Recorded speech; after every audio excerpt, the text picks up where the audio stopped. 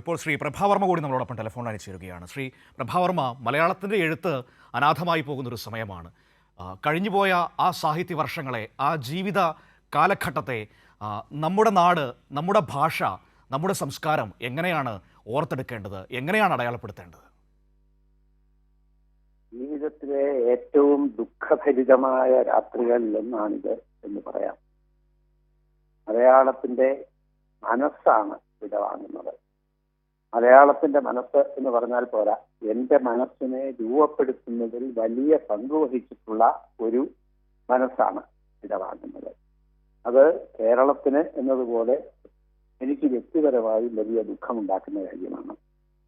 എന്റെ ഈ തുഞ്ചൻപറമ്പിന്റെ പ്രധാനിയായിരുന്ന ഘട്ടങ്ങളിലൊക്കെ തന്നെ അവിടുത്തെ ദേശീയ സാഹിത്യ സംവാദങ്ങളിലേക്ക് സ്നേഹപൂർവ്വം എന്നെ ക്ഷണിച്ചത് ഓർക്കുകയാണ്. അതിനപ്പുറത്ത് എന്റെ പ്രഭാഷണമുള്ള സന്ദർഭങ്ങളിൽ ശാരീരികമായ വൈഷമ്യങ്ങളൊക്കെ അവഗണിച്ചുകൊണ്ട് ആ പ്രസംഗം തുടങ്ങുന്നത് മുതൽ തീരുന്നത് വരെ മുൻനിരയിൽ വന്നിരുന്നത് എന്നോട് കാണിച്ച വലിയ ഒരു വാത്സല്യത്തിന്റെ, വലിയ ഒരു സ്നേഹത്തിന്റെ പ്രതീക സ്വഭാവമുള്ള ഒരു കാര്യമായിരുന്നു എന്ന് എനിക്ക് തോന്നുന്നുണ്ട്. അദ്ദേഹത്തിന്റെ സാഹിത്യ രംഗത്തെ സംഭാവനകളെ കുറിച്ച് ഇപ്പോൾ വളരെ കാര്യമായി എല്ലാവരും പറയുന്നുണ്ട്. അതിനപ്പുറത്ത് എനിക്കിപ്പോ പറയണമെന്ന് തോന്നുന്നത് നമ്മുടെ ഭാഷയോട്, നമ്മുടെ സംസ്കാരത്തോട് അദ്ദേഹം കാണിച്ച വലിയൊരു കരുതലാണ്. കേരളീയ സംസ്കാരത്തെ, മലയാള ഭാഷയെ ഇതുപോലെ സ്നേഹിച്ച അധികം പേരില്ല. നമുക്ക് സാഹിത്യകാരന്മാരൊക്കെ ധാരാളമുണ്ട്. എം.ജി. ഒരു ഇന്ത്യൻ റൈറ്ററാണ് എന്ന് എല്ലാവർക്കും അറിയാം. കേരളത്തിന്റെ റൈറ്റർ എന്നതിനപ്പുറം മലയാള ഭാഷയിൽ എഴുതുന്ന ഒരു ഇന്ത്യൻ സാഹിത്യകാരൻ, ദേശീയ തലത്തിൽ അംഗീകരിക്കപ്പെട്ട എഴുത്തുകാരൻ.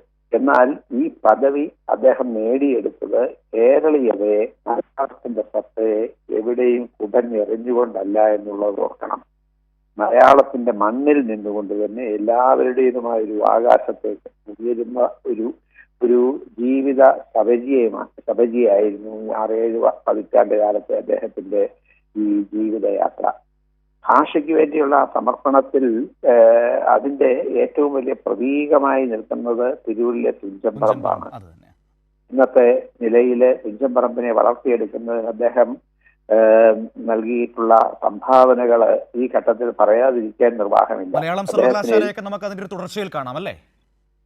ഏതിന്? മലയാളം സർവകലാശാലയൊക്കെ നമുക്ക് അതിന്റെ തുടർച്ചയിൽ മലയാളം സർവകലാശാല, മലയാളത്തിൽ ക്ലാസിക്കൽ പദവി, അതിനെയൊക്കെ ഇതിനനുബന്ധമായിട്ട് കാണാനാണ് എനിക്കും താല്പര്യം. അതിനൊക്കെ അപ്പുറത്ത് പറഞ്ഞുകൂടാത്ത ഒരു കാര്യമുണ്ട്. എഴുത്തച്ഛൻ പുരസ്കാരം അദ്ദേഹത്തിന് ലഭിച്ചു.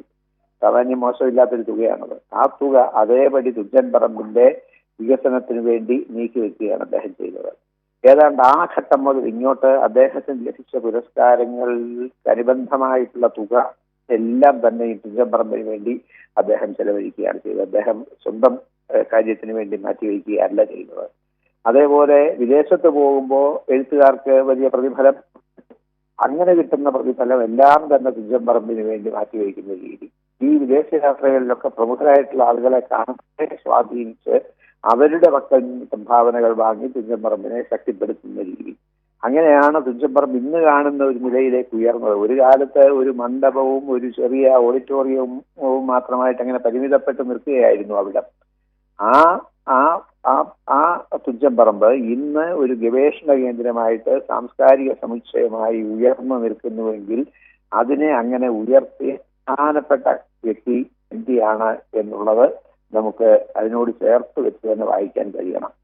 ദേശീയ സാഹിത്യോത്സവങ്ങൾക്ക് വരെ ആസ്ഥാനമായിട്ട് തുഞ്ചൻപറമ്പ് മാറി. ലോകത്തെമ്പാടുമുള്ള എഴുത്തുകാർ വരുന്ന ഇടമായിട്ട് മാറി. അങ്ങനെയുള്ള എഴുത്തുകാർക്കെല്ലാം വന്ന് താമസിച്ച് സാഹിത്യ സഭയിൽ ഏർപ്പെടാനുള്ള സംവിധാനങ്ങളോടുകൂടിയ ഒന്നായി തുഞ്ചൻപറമ്പിനെ അദ്ദേഹം മാറ്റിയെടുത്തു. ഇതാണ് പറയേണ്ട വളരെ പ്രധാനപ്പെട്ട ഒരു കാര്യം. ഈ സാഹിത്യേതരമായ അദ്ദേഹത്തിന്റെ സംഭാവനകളെ കുറിച്ച് ആലോചിക്കുമ്പോൾ ഞാൻ ഇത് പറയുന്നത് എന്തുകൊണ്ടാണെന്ന് വെച്ചാൽ, സാഹിത്യ സംഭാവനകളെ കുറിച്ച് ഈ സന്ദർഭത്തിൽ എല്ലാവരും പറയും. എന്നാൽ ഈ ഒരു വിഷയം വേണ്ടത്ര പരാമർശിക്കപ്പെടാതെ പോയിക്കൂടാ എന്നുള്ളത് കൊണ്ടാണ് പറയുന്നത്. ആ നിലയ്ക്ക് നമ്മുടെ ഭാഷയെ, നമ്മുടെ സംസ്കാരത്തെ, കേരളത്തിന്റെ തന്നെ ഭാഷാ പ്രതിജ്ഞ എം.ടി. എഴുതിയിട്ടുള്ളതാണ് എന്നുള്ളത് നമുക്കറിയാം. അതുപോലെ മലയാള ഭാഷയ്ക്ക് ഔദ്യോഗിക രംഗത്ത് കൂടുതൽ സ്വീകാര്യത ഉണ്ടാക്കുന്നതിന് വേണ്ടി അദ്ദേഹം നടത്തിയിട്ടുള്ള പ്രവർത്തനങ്ങള് അതും ഇതോട് ചേർത്ത് വെച്ച് തന്നെ വായിക്കേണ്ട ഒരു കാര്യമായിട്ട് എനിക്ക് തോന്നുന്നുണ്ട്. നമുക്ക് എഴുത്തുകാർ ധാരാളമുണ്ട്. എന്നാൽ നമ്മുടെ നാടിന്റെ സംസ്കാരത്തിലും നമ്മുടെ ജനങ്ങളുടെ മനസ്സിലും ഒരുപോലെ അലിഞ്ഞു ചേർന്ന ഒരു സത്തയായിട്ട് മാറിയ സാഹിത്യ വ്യക്തിത്വങ്ങൾ വളരെ ചുരുക്കമാണ്. വളരെ പരിമിതമായിട്ടുള്ള അത്തരം എഴുത്തുകാരുടെ നിലയിലാണ് എം ടിയുടെ സ്ഥാനം. വേറൊരു രൂപത്തിൽ പറഞ്ഞാൽ എം ടിയിൽ നിന്ന് വേറിട്ട് നമുക്കൊരു സാഹിത്യ ചരിത്രമോ സംസ്കാര ചരിത്രമോ ഇല്ല എന്ന് പറയാം. 7 പതിറ്റാണ്ടിലേറെ നീണ്ട ഒരു സാഹിത്യ അതിലെ ഈ 7 പതിറ്റാണ്ട് കാലത്തെ മലയാള സാഹിത്യത്തിന്റെ മുഖ്യ ശീർഷകം എന്നേ വിശേഷിപ്പിക്കാൻ പറ്റൂ.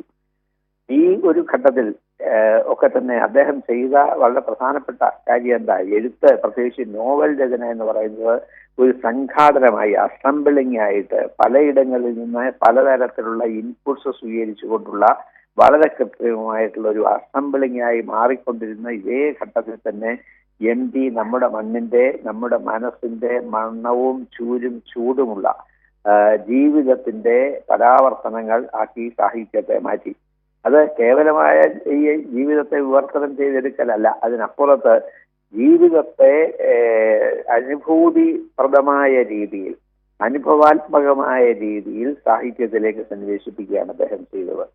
ആ നിലയ്ക്ക് ആണ് അദ്ദേഹം കേരളത്തിന്റെ ഒരു ചൈതന്യമായി സാഹിത്യത്തിൽ അങ്ങനെ നിലനിന്നത്.